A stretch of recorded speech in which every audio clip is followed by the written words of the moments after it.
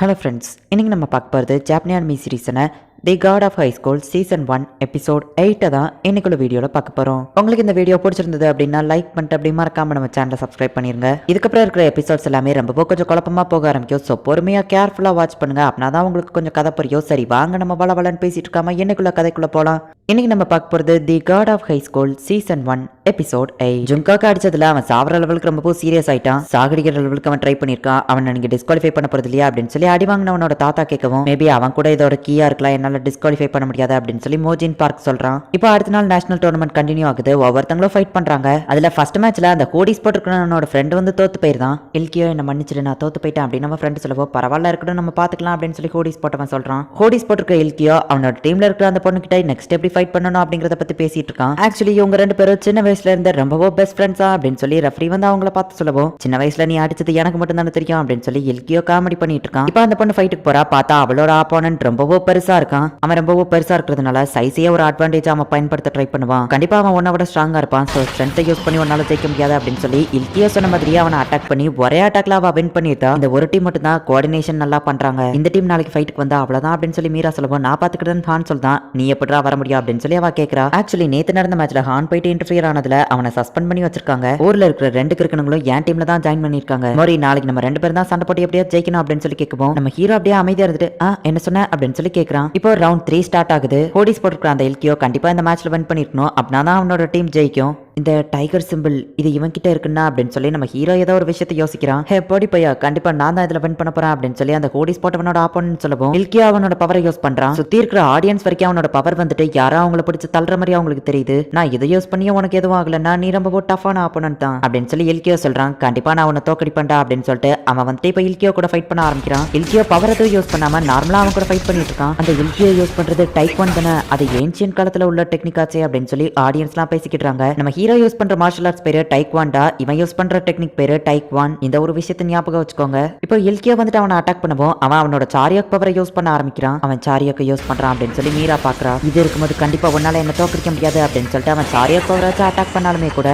இல்கியோ வந்துட்டு அவன் மூஞ்சிலேயே ஒரு கிக்கு தான், அவ்வளவுதான். இல்கியோ பார்க் தான் வின்னர் அப்படின்னு சொல்லி அனௌன்ஸ் பண்றாங்க. எனக்கு ஞாபகம் வந்துருச்சு, அவன் முதுகுல இருக்கிற அந்த சிம்பிள் எங்க தாத்தாவோட மிலிட்டரி ஆர்மி யூனிஃபார்ம்ல உள்ளது அப்படின்னு சொல்லி நம்ம ஹீரோ யோசிக்கிறான். நேத்துக்கு டேக் ஜகால், இன்னைக்கு இல்கியோ பார்க் ரெண்டு பேருமே சாரியோக் யூஸ் பண்றாங்க. இந்த காம்படிஷன் ரொம்பவும் டஃபா இருக்கு அப்படின்னு சொல்லி மீரா சொல்லவும், அப்படின்னா நம்மளும் ஸ்ட்ராங்கா மாறணும் அப்படின்னு சொல்லி ஹான் ஒரு விஷயத்தை யோசிச்சு பாக்குறான். யார் வேணா அந்த சாரியோக்கு யூஸ் பண்ணலாமா அப்படின்னு சொல்லி மோஜின் பார்க் கிட்ட ஹான் கேட்டிருப்பான். எல்லாராலையும்லாம் இதை அடைய முடியாது. சில பேர் அவங்களோட வாழ்க்கை ஃபுல்லா ட்ரைனிங் பண்ணியுமே கூட அவங்களுக்கு இந்த சாரியோக் கிடைக்கல. ஆனா கொஞ்சம் பேருக்கு அவங்க ஃபைட் பண்ணும்போது இந்த பவர் கிடைச்சிருக்கு அப்படின்னு சொல்லி அந்த லீடர் சொல்லியிருப்பான். அந்த பவர் ரேண்டமா தான் மத்தவங்களுக்கு கிடைக்கும், மேபி நம்ம கிட்ட கூட இருக்கலாம் அப்படின்னு சொல்லி ஹான் சொல்லவும், எனக்கு அந்த சாரியோக் தேவையில்லை. கடவுள் கிட்ட இருந்து பவரை பாரோ பண்ணிலாம் எனக்கு சண்டை போட பிடிக்கல. நான் என்னோட சொந்த பவர்ல தான் சண்டை போடணும்னு நினைக்கிறேன். எனக்கு ஒரு சின்ன வேலை இருக்கு, நான் இந்த பக்கமா போறேன் அப்படின்னு சொல்லிட்டு நம்ம ஹீரோ ஒரு மாதிரி அந்த இடத்துல இருந்து கிளம்பிடுதான். நேத்தையில இருந்தே மோரி என்னமோ மாதிரி இருக்கானே அப்படின்னு சொல்லி அவன் ஃப்ரெண்ட்ஸ் யோசிக்கிறாங்க. அப்பதான் நம்ம ஹீரோ ஒரு விஷயத்தை யோசிச்சு பாக்குறான். ஆக்சுவலி அந்த லீடர், அதாவது மோஜின் பார்க் வந்து நம்ம ஹீரோவை கூப்பிட்டு, டீஜின் சின்ன நிறைய பேர் தேடுறாங்கிறது உனக்கே தெரியும், நாங்களுமே அவரை தேடி அவரை ப்ரொடெக்ட் பண்ணலாம்னு நினைச்சோம் அப்படின்னு சொல்லி அவன் சொல்லவும், இதை எதுக்கு என்கிட்ட சொல்றீங்க அப்படின்னு நம்ம ஹீரோ கேட்கறான். இதை கொஞ்சம் பாரு,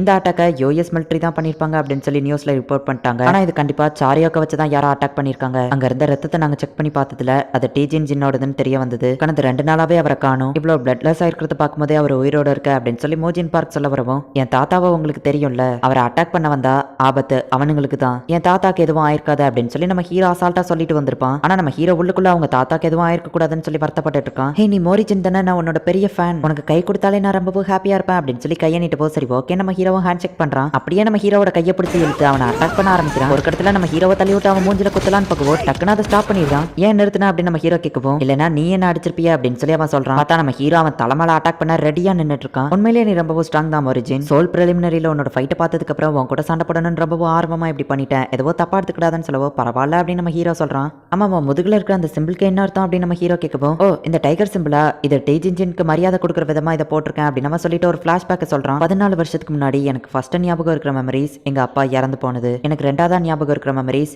ஏதோ ஒரு தெரியாத ஆள்கிட்ட எங்க அம்மா என்ன விட்டுட்டு போனது. தெரியாத இடம், முன்ன பின்ன தெரியாத ஆளுங்க, எல்லாமே எனக்கு ரொம்ப புதுசா இருந்துச்சு. அந்த அட்மாஸ்பியரும் எனக்கு ரொம்ப புதுசா இருந்துச்சு. அங்க இருந்த ஒரு தாத்தா எனக்கு ட்ரைனிங் கொடுத்தாரு. உன்னால இவ்வளவுதான் முடியுமா, இப்பதான் புரியுது உன் தாத்தா ஏன் இப்படி இருந்தாருன்னு சொல்லி அப்படின்னு சொல்லிட்டு அவர் கிளம்புறாரு. இல்கியோ அவனோட லைஃபையே ரொம்பவும் வெறுக்க ஆரம்பிச்சிட்டான். ஒரு நாள் அவன் சோகமா உட்கார்ந்துட்டு இருக்கிறப்போ நம்ம ஹீரோவோட தாத்தா அவன் கிட்ட போய் பேசுறாரு. இல்டே பார்க்கோட பேரன் தானே நீ, நானும் உனக்கு ஒரு தாத்தாவா என்ன நினைச்சுக்கோ. உங்க தாத்தா என்கிட்ட ஒரு புக்கு கொடுத்து உன் ஃபேமிலி கிட்ட கொடுக்க சொன்னாரு. ஆக்சுவலி இதை உங்க அப்பா கிட்ட தான் கொடுத்துருக்கணும், ஆனா நான் லேட்டா வந்துட்டேன்னு நினைக்கிறேன். இந்த உங்க தாத்தா டைக்வான் டெக்னிக்ஸ் தான் பிராக்டிஸ் பண்ணிட்டு இருந்தாரு. அதுல அவர் கண்டுபிடிச்ச புது டெக்னிக்ஸ் எல்லாத்தையுமே இதுல எழுதி வச்சிருக்காரு. இது எல்லாமே உனக்கு கண்டிப்பா யூஸ்ஃபுல்லா இருக்கும். உங்க தாத்தா மாதிரியே நீயும் கண்டிப்பா ஒரு நாள் ஸ்ட்ராங்கா வருவன், எனக்கு நம்பிக்கை இருக்கு அப்படின்னு சொல்லி அவங்க கிட்ட சியர்ஃபுல்லா பேசிட்டு போறாரு. எனக்கு ஞாபகம் இருக்கிற தேர்ட் மெமரிஸ் உங்க தாத்தாவோடது, அண்ட் அதுதான் என் லைஃப்ல இருக்கிற ஒரு ஸ்வீட்டான மெமரிஸும் கூட.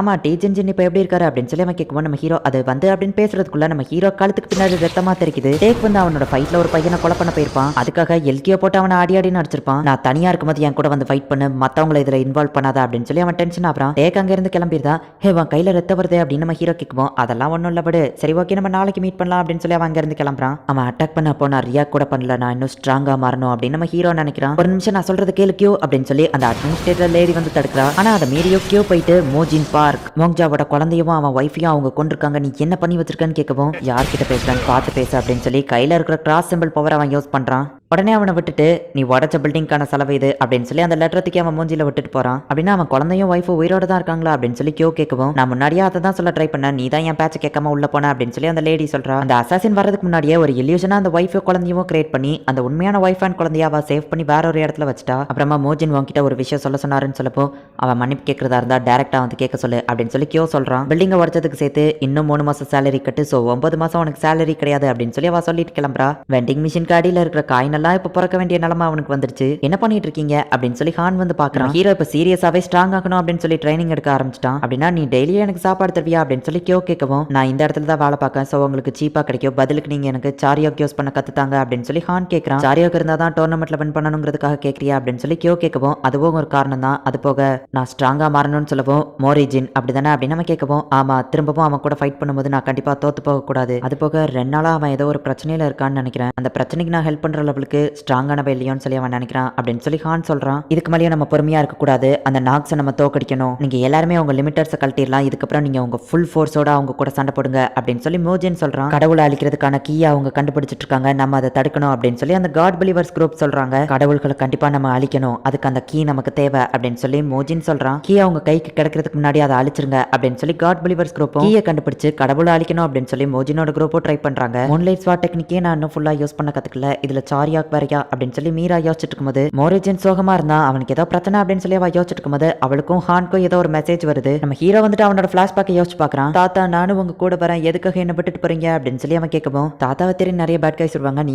என் கூட இருந்த அவனுக்கு ஆபத்து தானே அவங்க தாத்தா சொல்லவும் எனக்கு 6 வயசு ஆயிடுச்சு, நான் பெரிய பையன் தான், பேட் கைஸ் வந்தா நான் அவங்கள அடிச்சு போட்டுருந்தேன் அப்படின்னு நம்ம ஹீரோ சொல்லவும் உன் பிறந்தநாள் அன்னைக்கு நான் விட்டு போறது எனக்கு கஷ்டமா தான் இருக்கு, ஆனா நீ இன்னும் பெரிய பையனா வளரணும் அப்படின்னு சொல்லி அவங்க தாத்தா சொல்லிட்டு கண்டிப்பா உனக்கு ஸ்கூல்ல நிறைய ஃப்ரெண்ட்ஸ் கிடைப்பாங்கன்னு சொல்லவும் எனக்கு நீங்க தான் வேணும் அப்படின்னு சொல்லி அவன் சொல்றான். கண்டிப்பா உனக்கு நிறைய ஃப்ரெண்ட்ஸ் கிடைப்பாங்க, நீ ரொம்ப ஜாலியா இருப்ப, சரி உன் பர்த்டேக்கு என்ன கிஃப்ட் வேணும் அப்படின்னு அவங்க தாத்தா கேட்கவும் அந்த கிஃப்டா தான் வந்துட்டு அவங்க தாத்தா கூட சேர்ந்து நம்ம ஹீரோ ஒரு போட்டோ எடுத்து வச்சிருப்பான், அதுதான் இப்போ அவன் வீட்டு சவுத்துல இருக்கு. தாத்தா இன்னைக்கு எனக்கு 17 வயசு ஆகுது அப்படின்னு நம்ம ஹீரோ சோகமா உட்காந்துருக்கான். கதவை உடச்சிட்டு நிறைய பேர் உள்ள வராங்க, பார்த்தா நம்ம ஹீரோட ஃப்ரெண்ட்ஸ் தான். ஹாப்பி பர்த்டே மோரிஜின் அப்படின்னு சொல்லி அவங்க விஷ் பண்றாங்க. எங்க வாட்ச்ல திடீர்னு எங்களுக்கு ஒரு மெசேஜ் வந்தது, அதை வச்சு தான் எங்களுக்கு தெரிஞ்சது, நாங்க இங்க வந்துட்டோம், ஆனா நான் ஒன்னும் வெறும் கையை வீசிட்டு வரல அப்படின்னு சொல்லி அவ சமைச்ச சாப்பாடை கொடுக்குறா. ஆனா பாக்கிறதுக்கு அது கொஞ்சம் ஒரு மாதிரி இருக்கு. ஹான் வந்துட்டு அவன் ரெஸ்டாரண்ட்ல இருக்க சாப்பாடெல்லாம் கொண்டு வரவும் இது சூப்பர் அப்படின்னு சொல்லி நம்ம ஹீரோ ஹாப்பி ஆகுறான். என்னோட சாப்பாடை ஃபர்ஸ்ட் சாப்பிட்டு பார்த்துட்டு சொல்லுங்க அப்படின்னு சொல்லி மீரா சொல்லவும் இப்போ சாப்பிட்டு பார்க்கவோ டேஸ்டா தான் இருக்கு அப்படின்னு நம்ம ஹீரோ சொல்றான். ஹான் அதை சாப்பிட்டு பார்த்துட்டு ஆக்சுவலி நீ இதுல வந்து கொஞ்சம் சாஸ் அதிகமா ஊத்திருக்க, அப்புறமா ஸ்லிம்மா வச்சு அதை சமைச்சிருக்கணும் அப்படின்னு சொல்லி கண்ணமோடி இன்ஸ்ட்ரக்ஷன் கொடுத்துட்டு கண்ணை திறந்து பார்த்தா அதுக்குள்ள எல்லா சாப்பாடையும் இவங்க காலி பண்ணி வச்சிருக்காங்க. ஹான் நம்ம ஹீரோக்காக ஸ்பெஷலா சர்ப்ரைஸா ஒரு கேக்க வச்சிருக்கான். இப்போ எல்லாருமே வந்துட்டு ரொம்ப ஹாப்பியா அதை என்ஜாய் பண்ணி சாப்பிடுறாங்க. இதுதான் நீங்க சொன்னீங்களா தாத்தா, இப்போ எனக்கு புரியுது, ஃப்ரெண்ட்ஸ் கூட இருக்கிறது உண்மையிலேயே ஹாப்பியா தான் இருக்கு அப்படின்னு நம்ம ஹீரோ யோசிக்கிறான். மோரி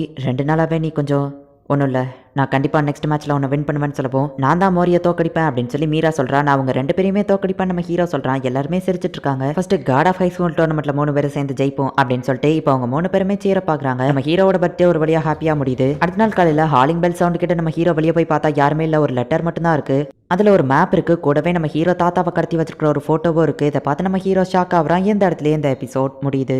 கீயோட அவைக்னிங்காக தான் இந்த God of high School tournament அப்படிங்கிற ஒன்றையே நடத்துறாங்க. இந்த டோர்னமெண்ட்டை நடத்துகிற லீடர் அதாவது மோஜின் பார்க் வந்துட்டு காட் ஆஃப் ஹை ஸ்கூல் அப்படிங்கிற டோர்னமெண்ட்டை நடத்தி அதில் கீயை கண்டுபிடிச்சி அதை வச்சு காட்ஸை டெஸ்ட்ராய் பண்ணணும் அப்படின்னு சொல்லி நினைக்கிறான்.